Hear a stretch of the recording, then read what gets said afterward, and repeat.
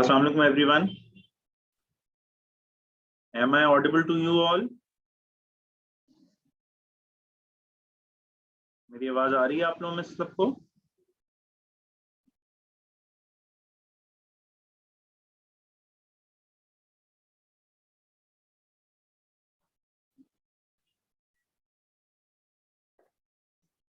मेरी आवाज आ रही है आप लोगों को?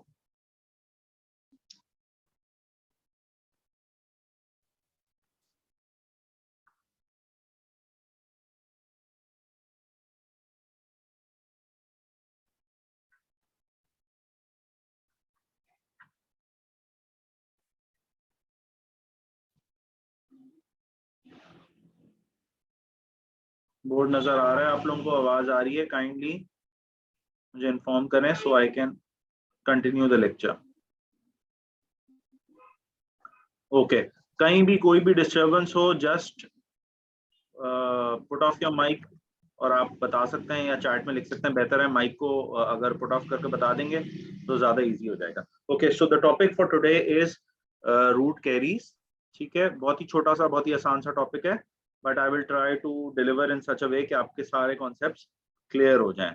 ठीक है जी, so it's 3:30 and we are actually starting. जो बाद में ज्वाइन करेंगे वो चूंकि लेक्चर रिकॉर्ड हो रहा है तो they can hear on the recording as well. ठीक है जी, रिकॉर्डिंग चल रही है। ओके, सो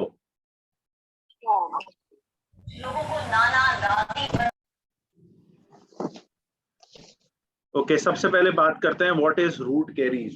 तो रूट कैरीज एग्जैक्टली एक ऐसी कैरीज है जो कि नॉर्मली आपको पेशेंट्स में नजर आती है जो कि ओल्ड एज के हैं। अगर डेफिनेशन की बात की जाए तो सबसे पहले हम डेफिनेशन की बात कर लेते हैं रूट कैरीज की। तो what is root caries? Root caries is the kind of caries which is starting at the cemento enamel junction, primarily at the below the cemento enamel junction or apical to the CEJ, and it undermines the CEJ as well. तो ऐसा हो सकता है कि वो root पे start हो रही हो लेकिन वो एक्सटेंड कर रही हो CEJ तक और इनेमल को भी इन्वॉल्व कर दे। तो प्राइमरीली सीमेंटम को इन्वॉल्व करेगी और ऐसा हो सकता है कि सीमेंटम की इन्वॉल्वमेंट की वजह से इनेमल भी इन्वॉल्व हो जाए। ठीक है, और होती किस तरह की है, लगती किस तरह की है? इल डिफाइंड होती है ये। ठीक है, इलिप्टिकल सी होती है, इल डिफाइंड सी होती है, इरेगुलर इसकी मार्जिन होती हैं और सॉफ्ट होती है ज्यादातर। ठीक है, अब डिपेंड करती है कि एक्टिव है कि पैसिव है। ठीक है, तो हमने बात कर ली रूट कैरीज की डेफिनेशन की। अब हम इसकी रूट कैरीज की, पहले हमने बात कर ली है डेफिनेशन की, अब हम इसकी एक्टिविटी पे आ रहे हैं। ठीक है, we talked about the definition. ठीक है, now we are moving towards के एक्टिव होगी या पैसिव होगी। तो किस तरह पता चलेगी एक्टिविटी और इसकी के whether the lesion is active और अरेस्टेड? वो इस तरह पता चलेगा कि प्राइमरी क्राइटेरिया ये है एक्टिविटी को जज करने का कि लीजन का कलर कैसा है। बट लेकिन बहुत अच्छा नहीं है ये क्राइटेरिया। ठीक है, क्यों अच्छा नहीं है क्राइटेरिया? क्योंकि कलर की बेसिस पे डिसीव भी कर सकता है लीजन आपको। ऐसा हो सकता है कि लीजन डार्कर हो। ठीक है, डार्कर लीजन को हम कहते हैं कि when the lesion is on a darker aspect it is possible or most of the time it is possible that the lesion is arrested. ठीक है, but arrested or it's a passive lesion, but there are times when the lesion is darker in color but it is active as well. So activity का criteria अगर colour पे base किया जाए तो वो बहुत अच्छा क्राइटेरिया नहीं है। तो उसके साथ एक्टिविटी को जज करने के लिए you have to use tactile probing as well with a blunt probe, जिससे पता चल जाएगी एक्टिविटी कैसी है। अगर डार्कर इन कलर है, ठीक है, और सरफेस उसकी हार्ड है, प्रोब करते हुए ब्लंट प्रोब की टिप को 30 डिग्री टर्न कर दें और इंटरप्रॉक्सिमली और बक्तली मूव करें और आपको महसूस होता है कि हार्डर है, it means the lesion is passive और arrested. If the lesion is soft और lighter colour, tan colour, light brown colour, there are chances that the lesion would be active.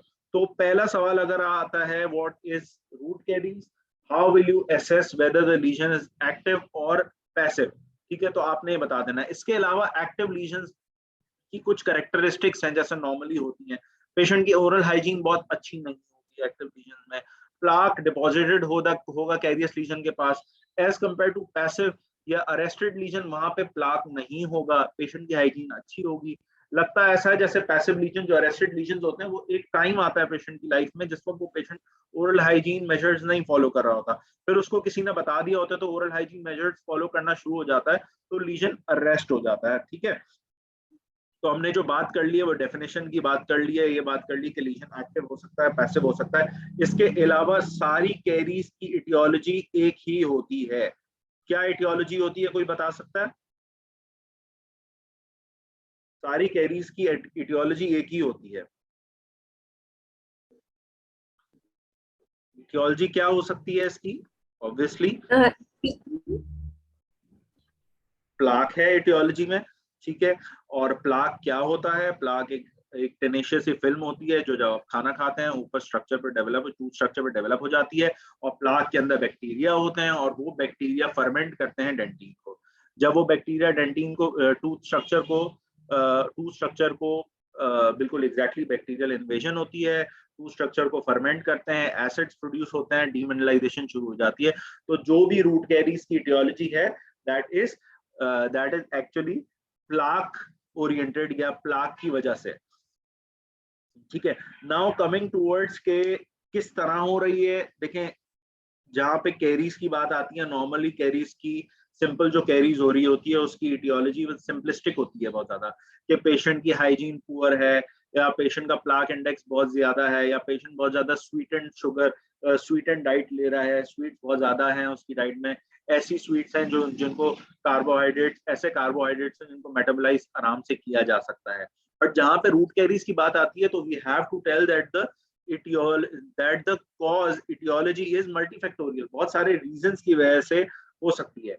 ठीक है, और उन रीजंस को या उन रिस्क फैक्टर्स को हम डिवाइड कर देते हैं कैटेगरीज में ताकि उनको याद करना आसान हो जाए। तो चौथा चीज हम जो पढ़ रहे हैं वो है risk factors of root caries.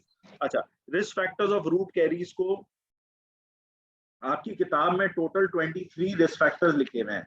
ठीक है, टोटल 23 रिस्क फैक्टर्स लिखे हुए हैं और ये टेबल है 13-1 पेज नंबर 372। ठीक है, तो इनको याद करना बहुत मुश्किल नहीं है, 23 को देखकर परेशान नहीं हो जाएगा, खास तौर पर आईएमएम कैंडिडेट्स और फाइनल ईयर गाइस बहुत इजी है, यू कैन इजीली रिमेंबर अगर आप थोड़ी सी स्टोरी बना लें। नाउ कंसिडर करें एक पेशेंट आपके पास आया है जो कि ओल्ड है। ठीक है, और जब ओल्ड एज होती है पेशेंट की तो बहुत ज्यादा चांसेस होते हैं कि कोई ना कोई डिजीज उसको हुई भी हो, डायबिटीज मेलाइटस हुई भी हो या इम्यूनो कॉम्प्रोमाइज हो।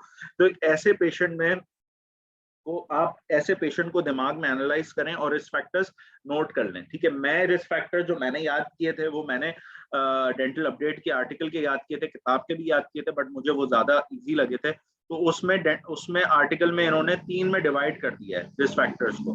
ठीक है, they could be biological, they could be biological, they could be behavioural या बिहेवियर रिलेटेड। ठीक है, and they could be intrinsic. ठीक है, जब हम बात करते हैं इंट्रिंसिक की, सबसे पहले इंट्रिंसिक की बात कर लेते हैं। इंट्रिंसिक का मतलब अंदरूनी तौर पे क्या रिस्क फैक्टर्स हो सकते हैं पेशेंट के। तो इंट्रिंसिक में वी हैव एज रिलेटेड। ठीक है, we have age, we have gender, we have ethnicity. ठीक है, then we have age, gender, ethnicity के अलावा पेशेंट की लेवल ऑफ एजुकेशन क्या है। ठीक है, कितना पेशेंट एजुकेटेड है। इसके बाद आ जाएगा उसका सोशियो इकोनॉमिक स्टेटस आ जाएगा उसका।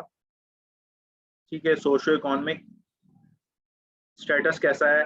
अब इसी तरह आप देख लें, इसको रिस्क फैक्टर्स को डिस्कस कर लें कि अगर पेशेंट की एज ज्यादा है, इसका मतलब यह है कि there are more chances of periodontal disease. When there are more chances of periodontal disease, ultimately periodontal disease की वजह से जिंजिवल डिसेक्शन होगा और वहां पे कैरीज हो सकती है क्योंकि आपकी सीमेंटम एक्सपोज होगी। अब सीमेंटम एक्सपोज होने की वजह से क्यों कैरीज हो सकती है ये पता होगा आप लोगों को, इतने लेक्चर्स दे लिए हैं। बिकॉज जब हम इनेमल की बात करते हैं तो इनेमल को हम बोलते हैं कि रेजिस्टेंट टू डीमिनरलाइजेशन है। क्यों रेजिस्टेंट टू डीमिनरलाइजेशन है? क्योंकि उसमें हाइड्रोक्सी एपेटाइट होता है। ठीक है, बहुत ज्यादा इनेमल के मिनरल्स होते हैं, हाईली इनऑर्गेनिक है। जब बात करते हैं सीमेंटम की तो सीमेंटम इतना ज्यादा इनऑर्गेनिक। प्रोफेसर जी जी सर थोड़ा आहिस्ता आहिस्ता आराम आराम से बोलिए, मैं लेक्चर नोट भी कर रही हूँ ना साथ साथ, तो आप ओके आहिस्ता आहिस्ता, आप बहुत फास्ट जा रहे हैं। Okay okay, thank you for telling me, मैं थोड़ा स्लो था, ठीक है। अच्छा, okay, so when you talk about risk factors, so risk factors mean we divide the risk factors into 3 types, ठीक है, into 3 factors। किताब में बहुत अच्छे तरीके से लिखा हुआ है, लेकिन किताब में पूरे 23 पॉइंट्स लिखे हुए हैं, ठीक है, बट जो डेंटल अपडेट का 2020 का आर्टिकल है, उन्होंने बड़े अच्छे से कैटेगराइज कर दिया है इनको, बायोलॉजिकल में, बिहेवियरल में और इंट्रिंसिक में, ठीक है।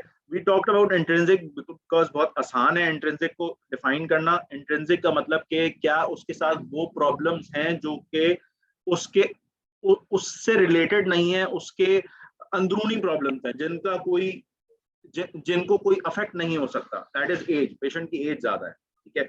जेंडर, मेल है, मेल्स में रूट कैरीज ज्यादा देखी गई है, ज्यादा प्रीवेलेंस है मेल्स में रूट कैरीज की।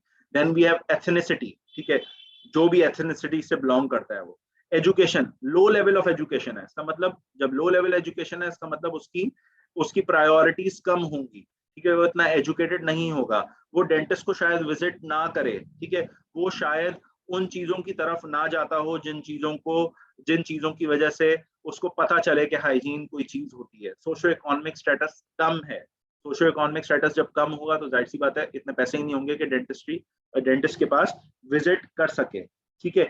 इसके अलावा हमारे पास आ जाता है कॉग्निटिव इम्पेयरमेंट, ठीक है, फिजिकल डिसेबिलिटीज हैं, कॉग्निटिव डिसेबिलिटीज हैं, उसका दिमाग ही नहीं है कि वो जो है वो फॉलो करे या वो समझ सके कि इन सारी चीजों की वजह से कोई मसला हो सकता है, उसको रूट कैरीज हो सकती है, ठीक है। बिहेवियर में आ जाते हैं, तो बिहेवियर में क्या क्या चीज आ जाती है कि उसकी डाइट कैसी है, ठीक है। मैं जब कैरीज पढ़ा रहा होता था अपने फाइनल ईयर स्टूडेंट्स को, when I was doing my training, तो मैं हमेशा ये बताता था कि गरीब के बच्चे को क्यों कैरीज हो रही है, ठीक है। गरीब के बच्चे को कैरीज क्यों होती है जबकि उसके पास उतने पैसे ही नहीं होते कि वो इतनी कार्बोहाइड्रेट्स ले या इतनी इतनी कार्बोहाइड्रेट रिच डाइट ले या वो इतनी शुगर्स यूज करे, इतनी शुगर्स खाए या इतनी कैंडीज खाए या इतनी चॉकलेट्स खाए। ये तो अमीर के बच्चे की कहानी है, लेकिन आप देखें गरीब के बच्चों में बहुत ज्यादा कैरीज नोट की जाती है। क्यों कैरीज नोट की जाती है? बिकॉज अगर उसको 5 रुपए मिलते हैं तो वो 5 रुपए की सस्ती जाकर टॉफीज ले लेता है, ठीक है, और सस्ती टॉफीज ले लेता है, वो मुट्ठी भर के टॉफीज लेता है और वो पूरा दिन खाता रहता है। तो it is about the frequency as well. तो बिहेवियर में भी यही है, उसकी डाइट क्या है, क्या उसकी डाइट शुगर रिच डाइट है, ठीक है। इसके अलावा उसका प्लाक कंट्रोल कैसा है, क्या उसके बिहेवियर में वो सुबह उठ कर ब्रश करता है कि नहीं करता, क्या वो क्लोरहेक्सिडीन माउथ वॉशेस यूज करता है कि नहीं यूज करता, क्या वो फ्लोराइड रिच टूथपेस्ट यूज करता है कि वो नॉर्मल सा कोई सस्ता सा टूथपेस्ट यूज करता है, ठीक है। क्या वो स्मोकिंग करता है कि नहीं करता, बिकॉज हमें पता है स्मोकिंग की वजह से क्या होता है, smoking leads to periodontal disease, smoking leads to gingival recession, when there will be gingival recession, cementum will be exposed, and when the cementum will be exposed, तो क्या होगा कि cementum is less mineralise, more prone to caries, तो cementum में वहां पे root carries start हो जाएगी। तो बिहेवियर में ये सारी चीजें आ जाती हैं जिनमें वी हैव प्लाक कंट्रोल, ठीक है, then we have plaque control. इसके अलावा वी हैव डाइट, ठीक है, डाइट क्या यूज कर रहा है। इसके अलावा we have oral hygiene, measures ले रहा है कि नहीं ले रहा है, ठीक है। अच्छा, स्मोकिंग कर रहा है कि नहीं कर रहा है, ठीक है। Then we have denture wearer. अब डेंचर वेरर में क्या मसला होगा, एक तो वैसे ही दांत कम रह गए हैं, ठीक है, वैसे ही प्रोन टू कैरीज था, कैरीज हुई, बहुत सारे दांत गिर गए, अब डेंचर पहन रहा है। जब वो डेंचर पहनेगा तो क्या होगा, ज्यादा प्लाक अक्यूमुलेट होगा, ज्यादा प्लाक अक्यूमुलेट होगा, लैक्टोबैसिलस, स्ट्रेप्टोकोकस न्यूटेंस, एक्टिनोमाइसिस विस्कस सारे जमा होंगे, दांत को खाना शुरू करेंगे, डीमिनरलाइजेशन शुरू करेंगे, and what will happen, carries will happen, ठीक है। इसके अलावा अब आ जाए बायोलॉजिकल में, तो बायोलॉजिकल में सारे वो इंट्राओरल कॉजेज है, सारे वो। Excuse me sir. जी जी। सर मुझे ये पूछना था कि जो लोग राइस ज्यादा कंज्यूम कर मतलब लाइक ईटिंग करते हैं, जो लोग ज्यादा चावल खाते हैं, तो उनमें जो है वो कैरीज ज्यादा होती है, जैसे कि कार्बोहाइड्रेट है, सर मैं हाँ जी, स्टार्च ज्यादा वो लेते हैं, मतलब वो राइस में स्टार्च ज्यादा होता है तो वो ज्यादा बिल्कुल स्टार्च लेते हैं, तो ये तो कैरीज उनमें ज्यादा होती है। तो जो मैंने ये बात सुनी है कि उनमें कैरी ज्यादा होती है, लाइक जैसे कि अरब्स कंट्रीज में वो ज्यादा जो है वो राइस कंज्यूम करते हैं और राइस मतलब यूज करते हैं, और जो है उसके साथ जो है वो कोल्ड ड्रिंक्स वगैरह लेते हैं, तो इस वजह से उनमें कैरीज वगैरह बिल्कुल ऐसा ज्यादा है, होती है। तो ये बात सही है। बिल्कुल ऐसा ही है, बिकॉज कार्बोहाइड्रेट रिच डाइट है ना, we want to substitute carbohydrates. अगर हमें कुछ मैनेज करनी है कैरीज को, चाहे किसी भी तरह की कैरीज है, तो we have to consume, we have to actually हमें उन चीजों को फॉलो करना है जो चीजें, जो चीजों को बैक्टीरिया ना तोड़ सके। ऑब्वियसली राइस एक काइंड ऑफ मील है, we have to take it, लेकिन अगर पेशेंट उसको ले रहा है और ब्रश नहीं कर रहा है और हाइजीन मेजर्स फॉलो नहीं कर रहा है, तो अगर वो राइस लगा रह जाता है तो बैक्टीरिया उसको आकर तोड़ेगा, जब बैक्टीरिया तोड़ेगा ग्लाइकोलाइसिस करेगा तो वो शुगर्स में चेंज, एसिड्स में चेंज होगा, वो एसिड्स डीमिनरलाइजेशन करेंगे। ठीक है, आई होप आपको क्लियर हो गई होगी बात ये। ठीक है, then coming to biological causes. अब बायोलॉजिकल कॉजेज में बंदा सोचता है कि बायोलॉजिकल कॉजेज में क्या हो सकता है, बायोलॉजिकल कॉजेज में उसके मुंह में क्या चल रहा है, उसका डीएमएफटी स्कोर क्या है, कितने दांत उसके डिकेड हैं, कितने दांत मिसिंग हैं ऑलरेडी, मुंह में उसके मुंह में जो है वो क्राउडिंग है कि नहीं है। ठीक है, उसका कोई मेडिकल हिस्ट्री तो नहीं है, मेडिकल हिस्ट्री का मतलब कोई डायबिटीज मेलाइटिस की हिस्ट्री तो नहीं है, या एंटी डिप्रेसेंट्स तो नहीं ले रहा, डिप्रेशन की मरीजा तो नहीं है। और इसमें आ जाता है कि सलाइवा कैसा है। ठीक है, हम आगे जाकर बात करेंगे कि सलाइवा सलाइवा सबसे बड़ा, आपकी किताब में ये लिखा हुआ है और एमसीक्यू पॉइंट ऑफ व्यू से बहुत ही इंपॉर्टेंट बात है। मैं लाइन पढ़ देता हूं ताकि, क्योंकि अब आईएमएम में भी एमसीक्यूज हो गए हैं। तो it is clearly written about saliva that saliva जो है, जो सलाइवरी फ्लो रेट है आपका, रेस्टिंग सलाइवरी फ्लो रेट, वो एक मेजर निशानदेही है। अगर रेस्टिंग सलाइवरी फ्लो रेट कम होगा पेशेंट का, तो देयर विल बी चांसेस कि उसको कैरीज होगी। अब रेस्टिंग सलाइवरी फ्लो रेट कितना होना चाहिए और जो स्टिमुलेटेड सलाइवरी फ्लो रेट है वो कितना होना चाहिए, ये हमारे कैरीज वाले चैप्टर में लिखा हुआ है कि अगर 0.2 से कम है, ml पर मिनट से कम है, तो वो आपका रेस्टिंग सलाइवरी फ्लो रेट, मतलब पेशेंट को कम है उसका, मतलब resting salivary flow rate is below the normal. और अगर स्टिमुलेटेड सलाइवरी फ्लो रेट 0.7 से कम है, तो वो बिलो द नॉर्मल लेवल्स हैं। तो इन केस, इन लोगों में हाई रिस्क चांसेस होते हैं कैरीज के। ठीक है, तो इसी तरह सलाइवा की बात आ गई, मैं वही किताब में देख रहा था, मैंने एक जगह पे मार्क किया हुआ है, there is a very clearly written,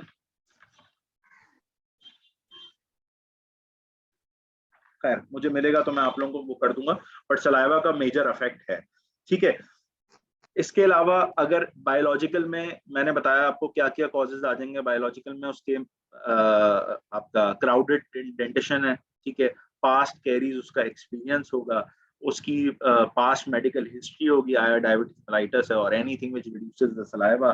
tooth position उसकी जो है वो दांत की पोजीशंस इस तरह की होंगी, रोटेटेड दांत होंगे या मैल ओक्लूडेड दांत होंगे। ठीक है, salivary flow rate, resting salivary flow rate याद रखें, एमसीक्यू में आ सकता है, whether resting salivary flow rate और stimulated salivary flow rate is important. तो हमेशा रेस्टिंग सलाइवरी फ्लो रेट पे टिक करेगा अकॉर्डिंग टू द रूट के। ठीक है जी, अच्छा जी, तो we discussed the risk factors. तो अब आईएमएम में क्या सवाल आ सकता है, आईएमएम में सवाल आ सकता है व्हाट इज रूट कैरीज। ठीक है, and define its and enlist risk factors associated with carries.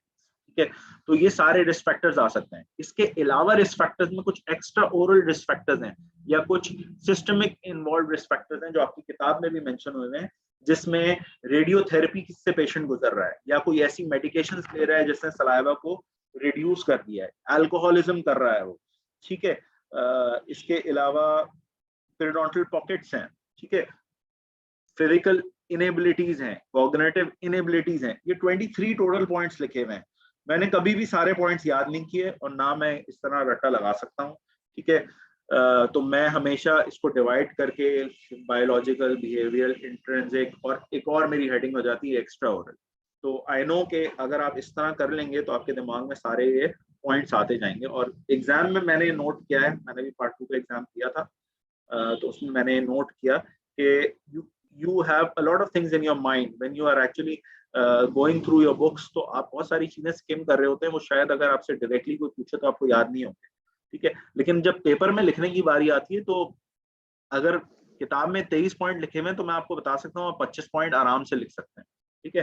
तो get this confidence in you, और ये कॉन्फिडेंस इस तरह आता है कि आपको कोई भी टॉपिक पे, आप लेट सपोज किसी ने बोल दिया आपको कि रूट कैरीज पे एक नोट लिखें, ठीक है, तो रूट कैरीज के आपके दिमाग में आ जाना चाहिए कि मैंने क्या क्या लिखना है। सबसे पहले उसकी डेफिनेशन लिखेंगे, ठीक है, उसके बाद लिखेंगे कि क्यों हो रही है, इटियोलॉजी है उसकी क्या है, फिर लिखेंगे उसके रिस्क फैक्टर्स। अब रिस्क फैक्टर्स में आपको ये बात जहन में नहीं रखेंगे, आपकी किताब में 23 लिखे हुए हैं तो मैंने वो 23 फॉलो करना है अकॉर्डिंग टू द लाइन। अगर यूं फॉलो करेंगे तो मेरे ख्याल, मेरा तो रट्टा इतना अच्छा नहीं, अगर आपका रट्टा इतना अच्छा है तो you can always do that, but I always try to intuitively think about what could be the risk factors, या कोई 3 हेडिंग जहन में रख लें, इस तरह मैंने ये रखी हुई हेडिंग जहन, ठीक है।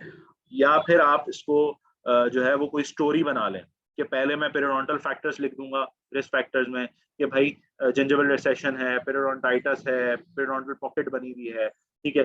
फिर मैं लिख दूंगा सलाइवा से रिलेटेड लिख दूंगा, सलाइवरी फ्लो रेट कम है, पेशेंट जो है वो जीरो स्टोमिक ऐसी मेडिकेशंस पे है जो जीरो स्टोमिया करवा रही हैं, ठीक है। तो you can always right about this, ठीक है जी। तो यहां तक सबको क्लियर है?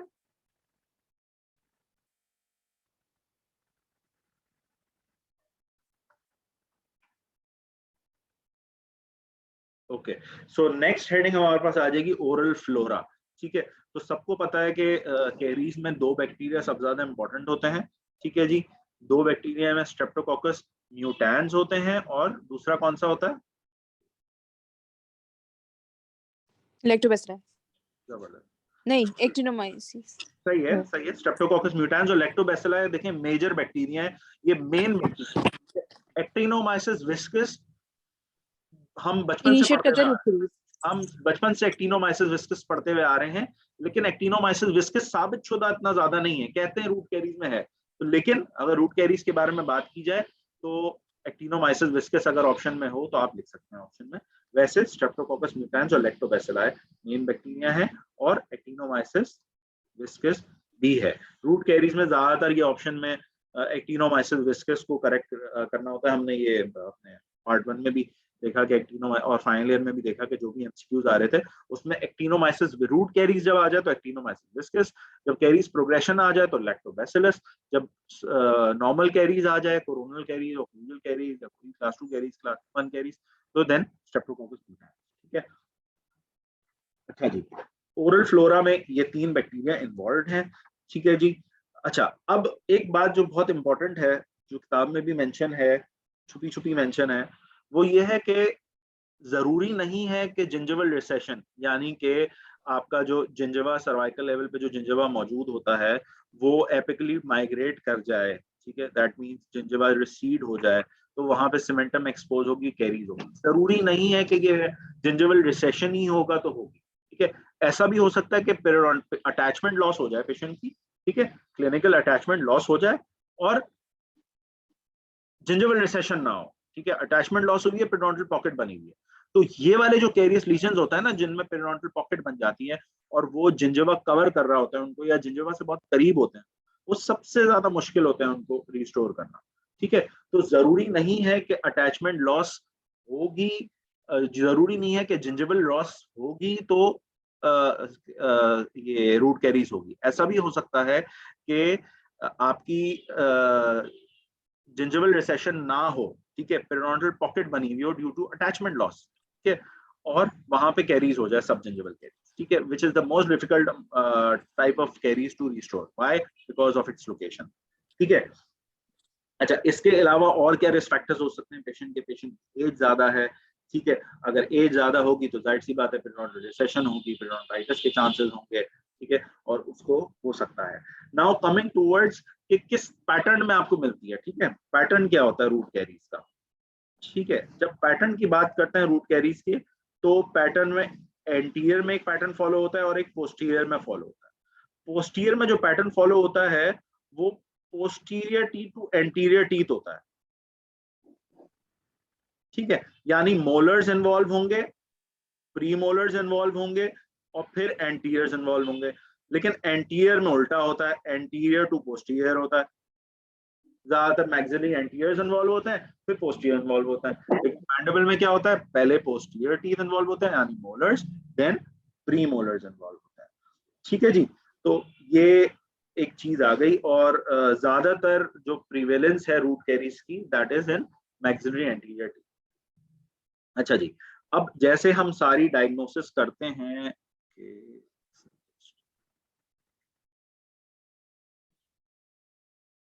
अच्छा जी, अब आ जाते हैं डायग्नोसिस पे। ठीक है, जैसे नॉर्मल कैरीज की डायग्नोसिस करते हैं वैसे ही रूट कैरीज की डायग्नोसिस करेंगे, कोई इसमें रॉकेट साइंस नहीं है। किस तरह करते थे भाई हम डायग्नोसिस? विजुअल होता था, टेक्टाइल होता था, रेडियोग्राफिक होता था, चौथा जल्दी से कोई बता दे क्या होता था? Vitality test. कौन सा? सर ये ट्रांस एलिमिनेशन तो नहीं होगा? Vitality test. कैरीज में वाइटलिटी टेस्ट नहीं करते। कैरीज की डायग्नोसिस के 4 हैं कैरीज डिटेक्टर डायस। ठीक है, 4 चीजों के थ्रू कैरीज को चेक कर रहे होते हैं हम। ठीक है, visual, tactile, radiographic and caries detector dyes. ठीक है जी। अच्छा, अब रूट कैरीज में हमने बात की थी कि जब कैरीज वाला चैप्टर पढ़ाया था डॉक्टर जासिम मेमन ने, तो उन्होंने बताया था कि सबसे जो इम्पोर्टेंट डायग्नोसिस होती है वो विजुअल एग्जामिनेशन। ठीक है, विजुअली आप देखते हैं। लेकिन रूट कैरीज में आपके पास विजुअली देखने में सबसे बड़ा मसला है। क्या मसला है? कि लीजन बहुत डिफरेंट कलर्स का हो सकता है। आप ओक्लूजल कैरीज में देख रहे हैं, आपको ओक्लूजल कैरीज में नजर आ रहा है ब्राउन है, डिस्कलर्ड है, आपने बोल दिया दिस इज कैरीज। ठीक है, and this needs to be done according to the ICDAS criteria. आप उसमें देखेंगे कि भाई वो लीजन जो है उसमें आपका ड्राई करने पे नजर आ रहा है, विदाउट ड्राइंग नजर आ रहा है, या आपको जो है वो डेंटिन डीमिनलाइज हो गई है, या कैविटेट हो गया है, एक्सटेंसिव हो गया है। ठीक है, the criteria which ICDAS which you guys have already studied in carries वाला चैप्टर। ICDAS का क्राइटेरिया बहुत इंपॉर्टेंट है, उसको याद करना। ठीक है, इसी तरह यहाँ पे भी जो विजुअल क्राइटेरिया है, ये विजुअल क्राइटेरिया था ICDAS का। ठीक है, विजुअल क्राइटेरिया रूट कैरीज में नहीं चल सकता। क्यों नहीं चल सकता? लीजन लाइट भी हो सकता है, डार्क भी हो सकता है। अगर डार्कर लीजन है तो ऐसा हो सकता है अरेस्टेड हो। अगर अरेस्टेड लीजन है तो why do you need to actually go there and क्यों आपको उसको जो है वो खराब करना है उसकी सरफेस को? तो हमेशा डायग्नोसिस ऑफ रूट कैरीज जो है वो combination of visual and tactile होती है। रेडियोग्राफिक, क्या रेडियोग्राफिक पे आपको बकल रूट कैरीज नजर आएगी?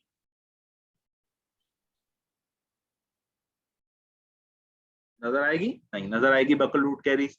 हमेशा इंटरप्रोक्सिमल रूट कैरीज नजर आ सकती है। और कब नजर आएगी रेडियोग्राफिक पे रेडियोग्राफिक कैरीज?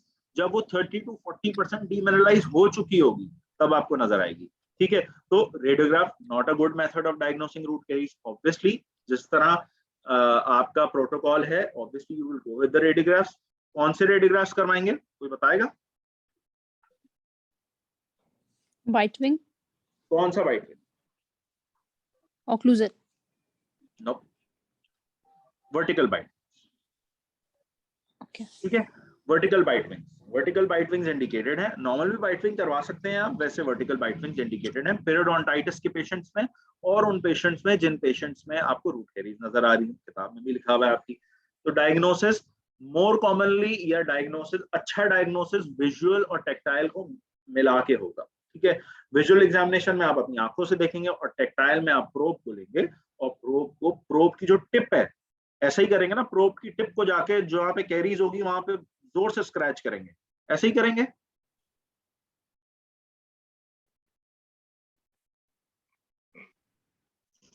नहीं फिर क्या करेंगे भाई?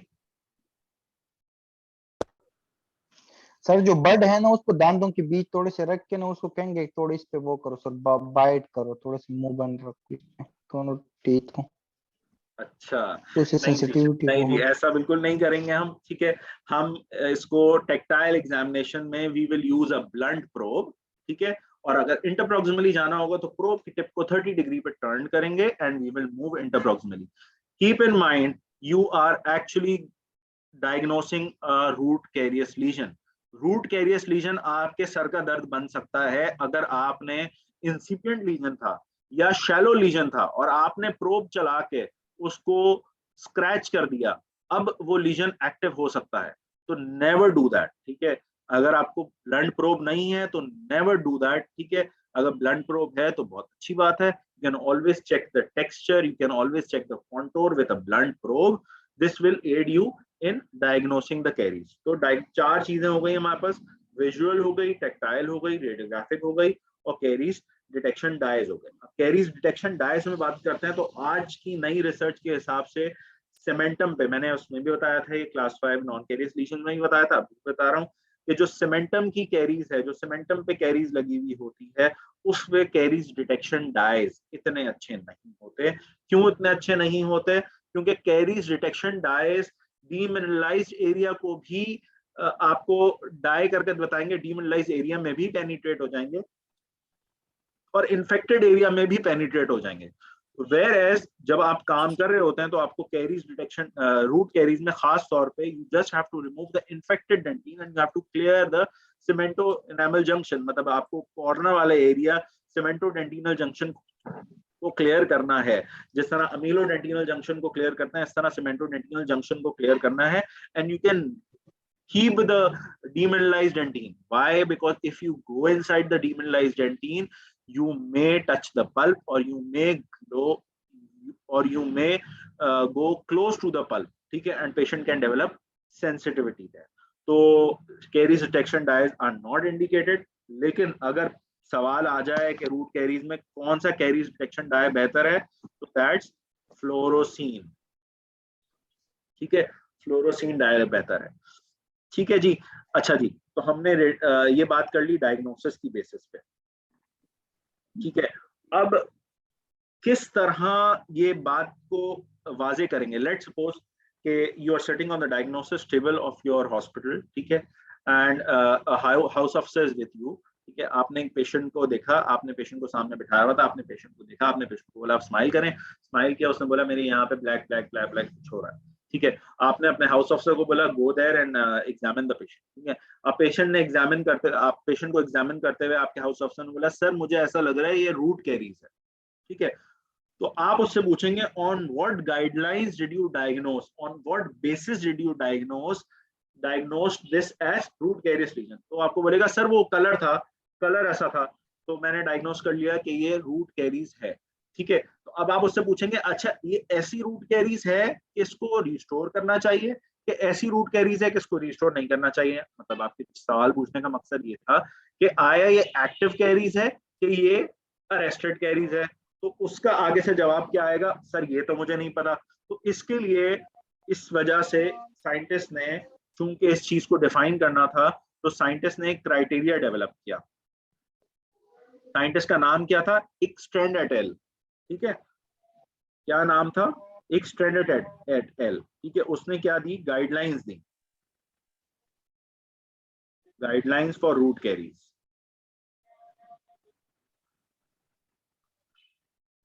किसने दी, ये इकस्ट्रैंड ने दी, इकस्ट्रैंड एट ऑल ने दी.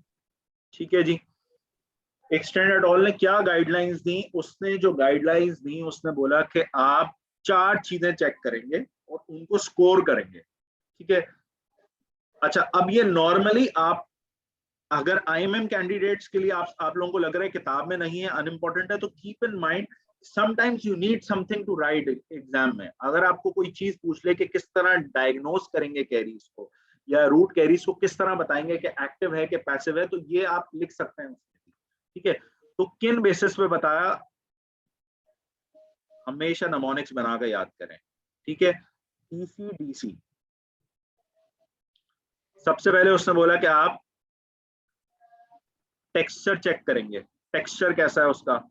फिर चेक करेंगे उसका कॉन्टोर कैसा है. ठीक है, TC हो गया.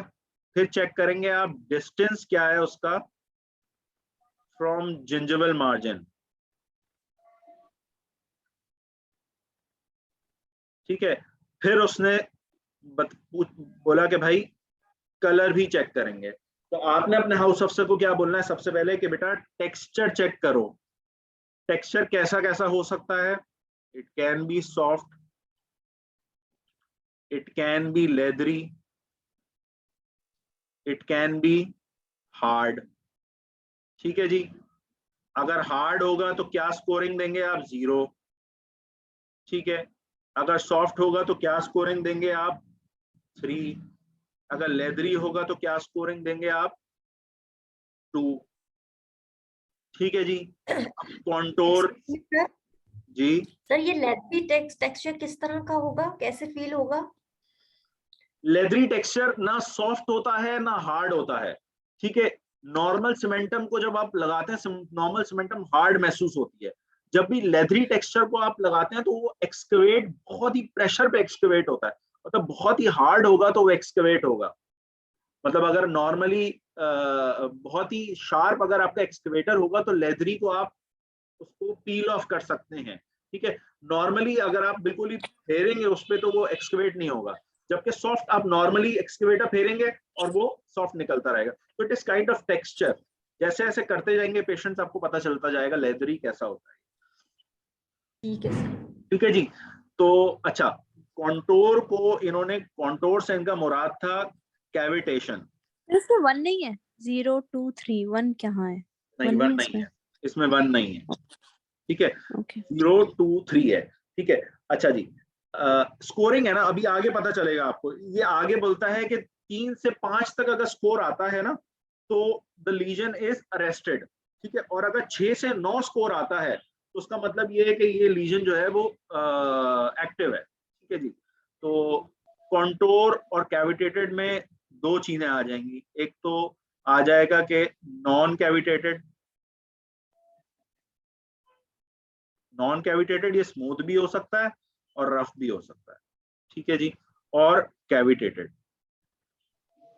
ऑब्वियसली कैविटेटेड का स्कोर ज्यादा होगा, 2 स्कोर है, और इसका नॉन कैविटेटेड का स्कोर स्मूथ या रफ 1 है। ठीक है, distance from the gingival margin, अब आपको पता ही है जितना ज्यादा करीब होगा जिंजिवल मार्जिन के उतनी ज्यादा कैरीज होने के ज्यादा चांस है, और जितना ज्यादा दूर होगा उतना ज्यादा कम चांस है, क्योंकि जो जिंजिवल मार्जिन से जब दूर होगा लीजन, उसका मतलब क्या होगा कि वो आसानी से टूथब्रशिंग में आ सकता है। करीब होगा तो उसका मतलब है टूथब्रश वहां पे नहीं जाएगा। तो ये आ जाएगा ग्रेटर देन 1 मिलीमीटर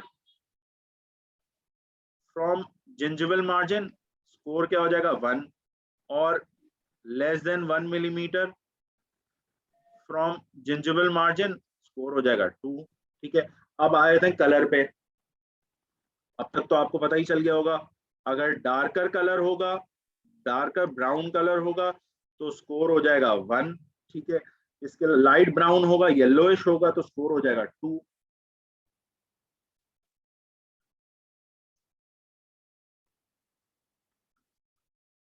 ठीक है जी, अच्छा, अब सारे 2-2 वाले मिला लें आप, 2 2 4 2 6, ठीक है, और 2 8। जब सारे 2-2 वाले मिला लिए इसका मतलब ये है कि एक्टिव लीजन है। तो अगर स्कोर 3 2 5 आ रहा है तो इसका मतलब क्या हुआ? अरेस्टेड है।